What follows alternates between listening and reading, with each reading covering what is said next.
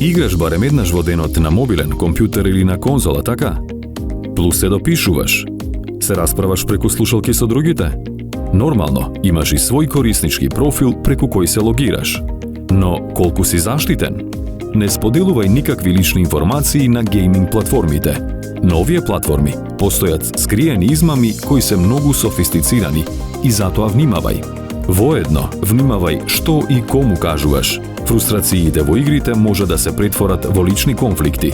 Разговарај со родителите или со возрасен кому му веруваш ако препознаеш токсично однесување.